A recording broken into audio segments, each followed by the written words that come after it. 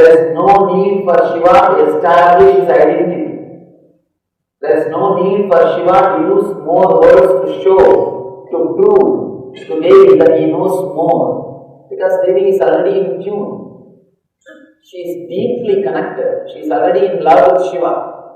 Even if Shiva does not deliver this book, Devi is not going to leave Shiva. This book has no vested interest.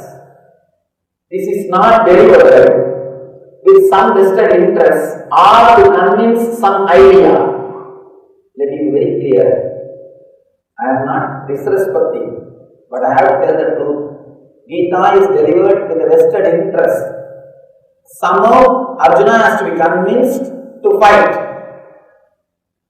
So the final end, whatever Krishna may tell, he has to bring it and connect it to that end.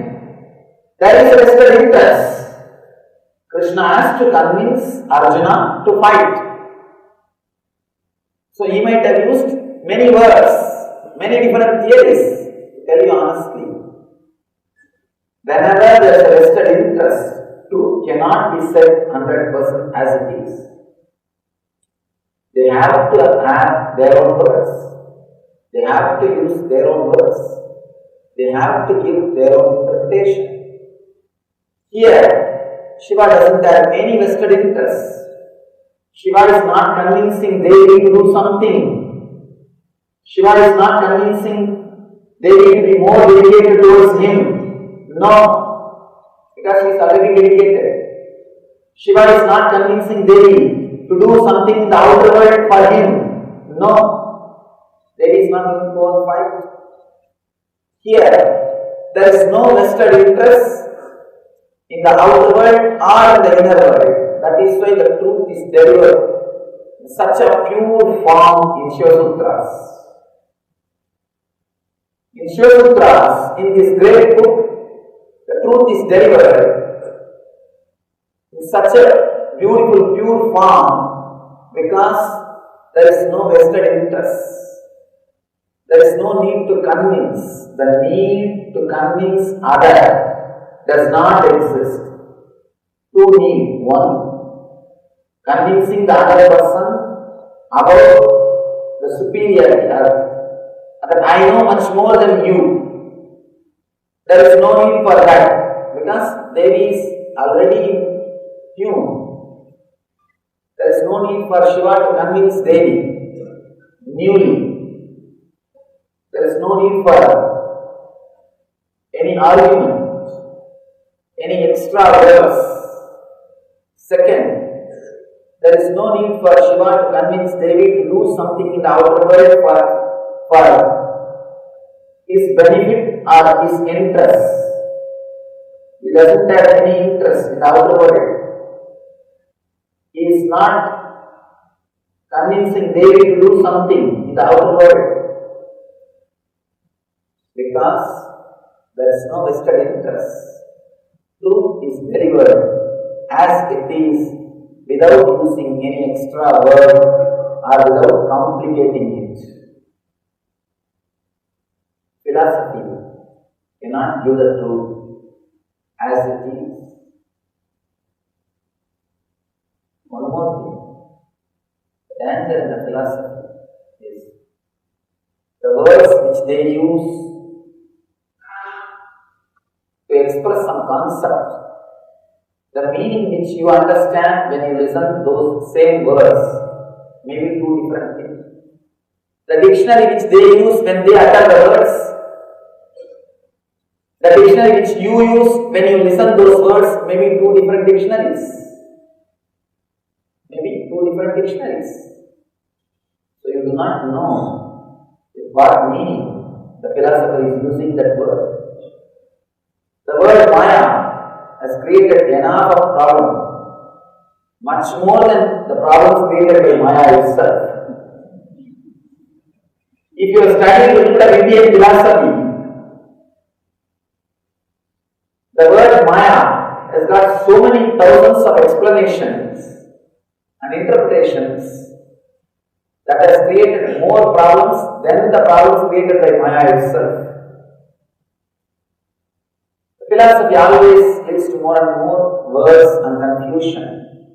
Here, Shiva is not at all bothered about philosophy. Straight away he works on you. He is giving you the technique. He is giving you the techniques. He is not concerned about any intellectual introduction, any philosophical introduction, any other words. He is straight. He is straight to the subject. He is straight to the core. Small story. Lady was trying to fit her new fur coat. Standing in front of the mirror, she was seeing this side and that side, how it looks on her. Her daughter entered the room, small kid. She asked, "Mom, don't you understand how much the poor animal would have suffered for you to have this coat? Why are you giving suffering to so many poor animals? Why are you giving suffering to poor animals for you to have this coat?" Mom said, "How dare you speak like this about your dad? Because your dad is the only person who suffered to get this goal for me." The verse, you can give your own meaning, your own interpretation, your own understanding.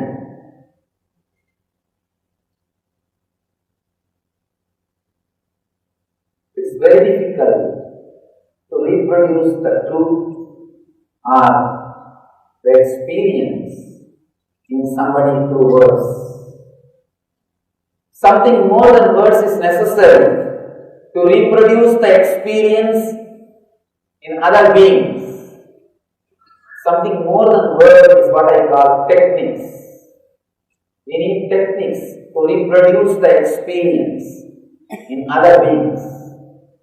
Here, every word uttered by Shiva is a technique. This book has got 112 sutras, 112, all 112 are techniques, that's all. Not a single extra word. Let us enter into the sutra, today's sutra. Throughout this year, I have decided I will be speaking on the Shiva Sutras. Already we finished 40 sutras in different countries. Here we will be having 3 days discourses on 3 different sutras. Today we will work on one sutra. Tomorrow we will work on the next sutra. Day after tomorrow another one sutra. Even if you listen, you will be continuously judging. Unless you question and get some word directly to you, you will never internalize whatever you listen.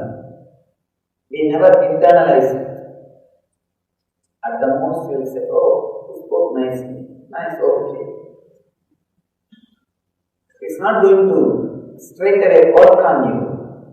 It's not going to transform your consciousness.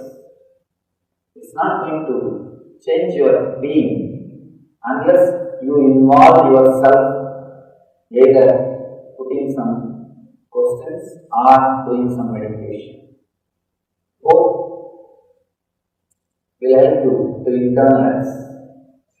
So we will do all the 3. First we will understand, then we will have few questions and answers. Then we will meditate so that the whole thing will be internalized. Let us work on the techniques of Shiva. Techniques created by Shiva to reproduce the same Shiva consciousness in our being. So, let's remember the great master Mahadeva who delivered this book, and the Guru Parampara through which this book is preserved and handed over to सदाशिवसमारम्भाम् शङ्कराचार्यमध्यमाम् अस्मदाचार्यपर्यन्तम् वन्दे गुरुपरम्पराम्. Let's enter this great book, remembering Mahadeva, Sadashiva, and all the great masters who did research and development in this time, who kept this knowledge alive for more than 10,000 years. The language in which this book is written proves this book is at least 10,000 years old. The Sanskrit which is used in this book very clearly shows this book is at least 10,000 years old. Of course, in India we respect anything which is at least 1,000 years old. The other day, I was in California. They were telling me, Swami, there's a historic highway 66. I said, this is the NH 66, the historic highway. I said, what is historic? What do you mean by the word historic? They said, this is 120 years old. I said, what? 120 years? Come to India, in our village, houses are 300 years old. Forget about the highway. There are houses 300 years old. We do not use the word historic unless it is 1,000 years old. Unless it is 1,000 years old. The beauty of our culture, beauty of our lifestyle. Even after 10,000 years, all possible cultural invasions, political slavery, and imbalances from the roots, because we have tremendous freedom of thought. Understand, atheists don't think atheists exist only now. 10,000 years ago, when Shiva Sutra was given to the world, even at that time atheists existed. Philosophy of Charvakas. Charvakas' philosophy is, all they say is, even if you have to borrow the money, it's okay. Drink tea and rest, enjoy the life. Charvakas are the people first who acknowledge the credit card. Credit card means living in other people's money, opium. Other people's money. Even if it's other people's money, don't worry, just drink tea and enjoy the life. That's the Charvaka philosophy. Understand, we had Charvakas even thousands of years ago. It's not that we are facing all this cultural invasion, all these problems only now. Even in those days they were there. With all these difficulties, cultural invasions, imbalances from the very roots, and political slavery, still the core message, the truth, the great books, great literatures like this are alive. Still, these things are available to us. Means something beyond the human effort, something beyond human energy was behind this whole tradition. Let us remember that great energy which kept all this inner science alive throughout these ages for last 10,000 years and enter into this great book.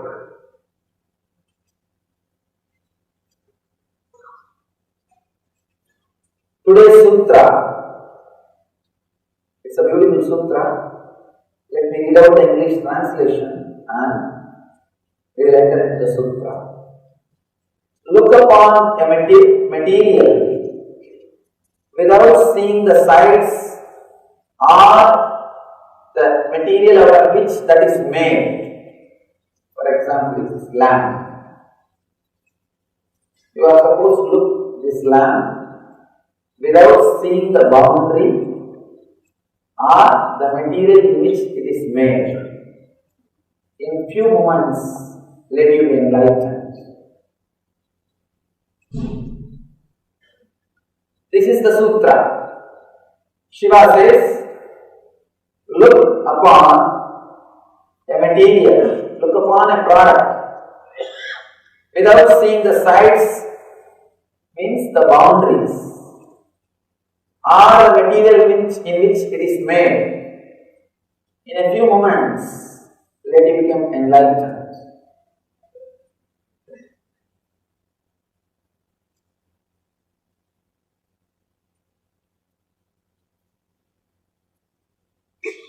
First, let us understand what Shiva wants to express through this sutra. Shiva is using all our actions to give us the enlightenment experience, the inner bliss, seeing, hearing, tasting, touch, all experiences, all five senses. Shiva is trying to use all five senses to give you the experience of inner consciousness. There are techniques related to hearing. There are techniques related to the taste. There are techniques related to the touch. There are techniques related to smell. This technique is related to seeing. He is using all possible methods, all possible doors to put you in the inner consciousness, in the divine experience. He is telling, look, without seeing the boundary or the material in which the product is made, you will become enlightened. First, let us understand the power of so many things which are involved in our looking. Now, see. You relate with the world more than 80% only by seeing. 80% of the process which happens inside your inner space is influenced by your seeing. In your inner space, if 100 data, 100 informations are collected and processed, means more than 80 informations you receive by seeing, you receive through eyes. That is why Shiva is trying to use seeing as a technique to put you into enlightenment, to give you the experience of Shiva consciousness.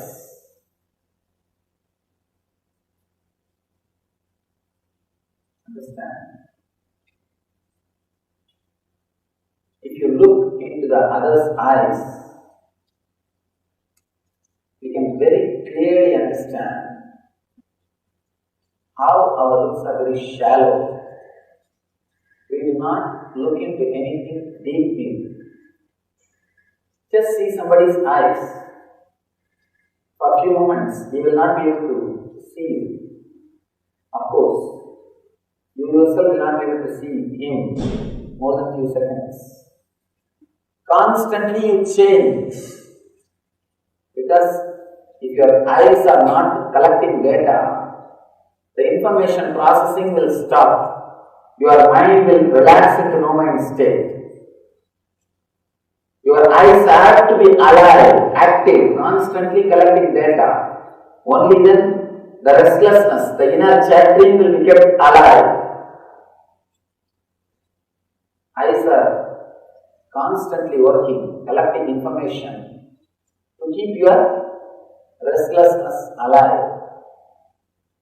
Unless you are restless, your mind can't survive. constantly to us.